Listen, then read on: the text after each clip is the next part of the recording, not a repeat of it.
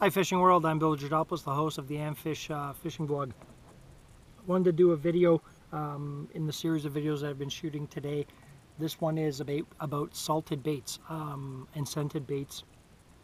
We all have them. I have a bunch here. There are just some twister tails, some little craws, some worms, some lizards. Salted baits are obviously a big thing on the market. Anything with scent will produce a lot more fish. Scent comes into play quite a bit, but what people may not know, and I'm trying to share certain topics in my videos for everybody out there to give you guys a hand, is when you impregnate these baits with heavy salt content, and you'd be surprised when you see some of the mixtures that manufacturers use. I mean, sometimes you can test it at home. Take a cup of water, take a heavily salted gulp worm as an example, and drop it in there, and you'll just see the whole thing cloud up. There's a lot of salt. The baits are made extremely well from a lot of manufacturers.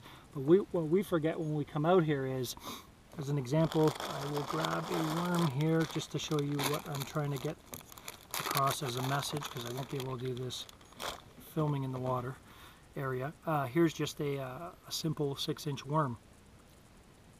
This has some, this is impregnated and has some scent in it. But what we forget is there's, again, simple little worm. The second it's got salt in it, this becomes heavier. And again, a lot of people may not know that. So if it's heavily salted, you know, and I'm working this on a Texas rig sometimes, if I've got some current or a little bit rougher water, or if I'm fishing it specific ways, I can probably just make it stand up like this and not sink too much, and it'll kind of move like that in the water. But there'll be times where, again, a heavily salted bait will just sit. So you've got your bell sinker in the front there for your Texas rig, and your your hooks about here. Sometimes that will sag down. It's going to happen. Heavily salted baits tend to do that. So I wanted to do this video because I've had some people inquire through my YouTube channel asking, you know, do they make baits with half salt in them, half, you know, maybe a hollow tail or less salt in the tail? Sure, they've got a lot of things on the market. But keep in mind, whatever presentation you're doing, if you're coming out here in the fall season and you want to have a very simple little bait that's not really sinking quickly, or staying flat on the bottom, or, you know, gives a little bit more of a float to it. There's little gadgets that you can get from most of the stores. Some of them just look like a little glue bottle. It's got a pin, and you can stick it in and blow some air in there, and that'll give you a floaty tail. If you want to just float the tail, you can insert that here, and just make half of this worm float. So, you know, this would nosedive, and this half would kind of sit up in a different way. But keep that in mind. Again, scent plays a big factor when you're fishing. I agree with it 100%, maybe even 110%. But heavily salted baits may not do what you think they're doing. You may want to try some of them at home in the kitchen sink or the bathtub, or again in a glass of water. You know, you want to put it on a shaky head. We'll put it on the shaky head and drop it in the sink and see what happens, see how the tail's sitting up. Maybe compare it to a worm or bait that you have that's not salted at all, and you'll see that difference, that difference in how they actually sit. Again, I recommend everybody use scented baits regardless.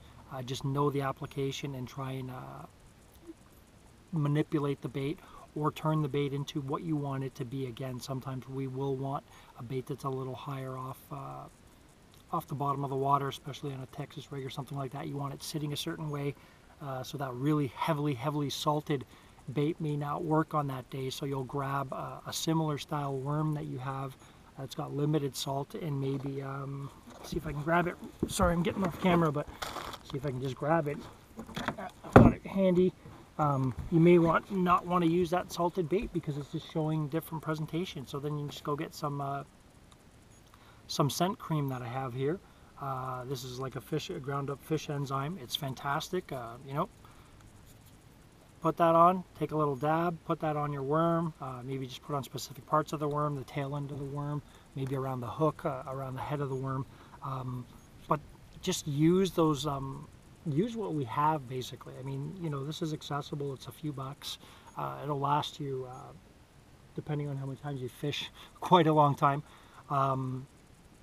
But if you notice that something's just not right, you know, in that shallower water and you cast that worm out and it's sitting all weird and funky, take a look at the package. I mean, if it's got a lot of salt in it, again, that could be it. It's just sitting the wrong way, and it's not the presentation that you want to present to the fish at that time.